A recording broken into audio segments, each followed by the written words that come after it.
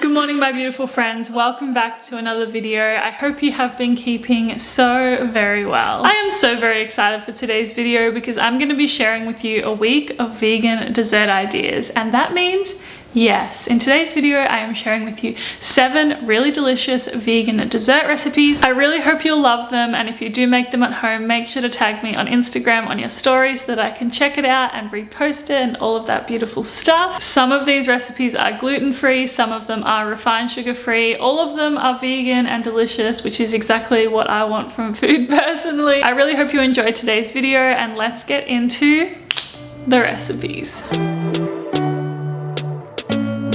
The first dessert we are making is a Rocky Road chocolate fudge slice kind of thing. To be honest, I have absolutely no idea what to call it.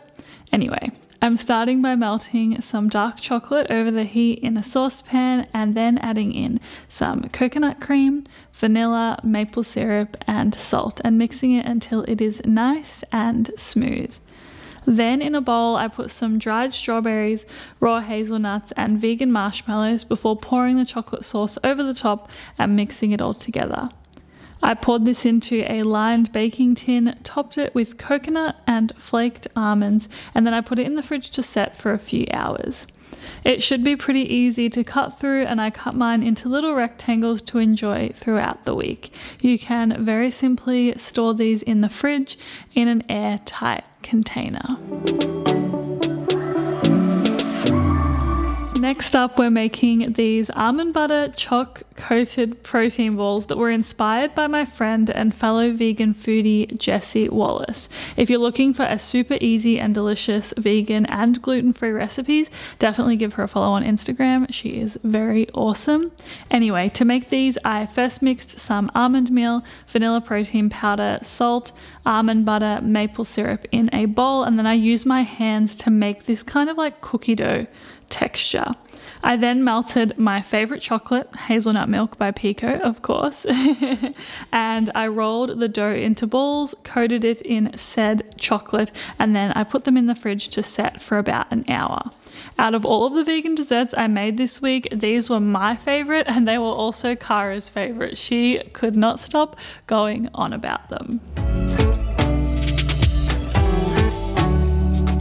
Okay, it's time for something a little bit fruity, and we are going to make some passion fruit and coconut yogurt muffins. In a bowl, I first mixed 2 flax eggs, coconut yogurt, vegan butter, coconut sugar, and vanilla until super smooth. Then I added in plain flour, baking powder and salt before mixing it again and adding in the passion fruit. In hindsight, I actually would add the passion fruit at the first step in today's recipe, so that will be reflected in the recipe if you do make this at home. So yeah, I spooned the mixture into a lined muffin tray. I baked these in the oven and then I served them warm. This is definitely the most subtly sweet recipe in today's video, so if you're not much of a sweet tooth, then these muffins are perfect for you. Next up, we are making one of my favorite easy desserts, which is a frappe. Frappes are so good and so easy to make. I highly recommend. For this one, I started with some ice cubes, followed by some cookies and cream ice cream, dairy-free of course. Then I added in maple syrup, vanilla, and soy milk, and I blended it until it was nice and smooth. I poured this into a glass and I served it with a choc-coated strawberry, which gives you a little bit of a sneak peek into a recipe that you're going to see later on in today's video. Alrighty, next up we are making a raw strawberry and coconut slice, which is actually so good. I really impressed myself with this one, that's for sure. So in a bowl, you're first of all going to combine some almond meal, coconut, maple syrup, almond butter and salt, and use your hands to mix it until it is smooth. Then I put this mixture into a lined baking tray and I pressed it down, and then I put this in the fridge whilst I was making the next layer. For the next layer, you will need a high-powered blender or a food processor or something similar to that, and I'm first of all starting by putting in some soaked cashews, followed by some fresh strawberries, maple syrup, lemon juice, coconut cream, vanilla and salt, and then blending it until it is super smooth.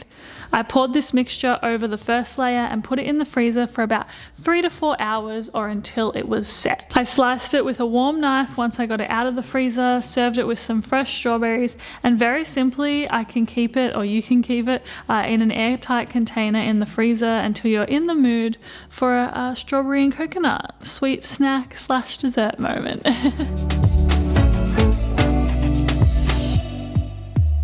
So here's the thing, lemon desserts usually aren't my thing. Like, I love to eat them, don't like to make them because I usually don't do super well at making them, but these cookies are so good and I'm super proud of them. They are also gluten-free for all of my gluten-free friends, and I hope you enjoy. Anyway, we're starting with a mixing bowl and mixing some raw sugar, vegan butter, lemon juice, and lemon zest until it is super smooth. Then adding in some almond meal, buckwheat flour, and baking soda, and mixing it well before adding in the poppy seeds. This makes about 10 to 12 cookies, and I baked them for almost 20 minutes, so they were nice and soft on the inside, but so delicious and crispy on the outside, which is just the perfect cookie in my opinion.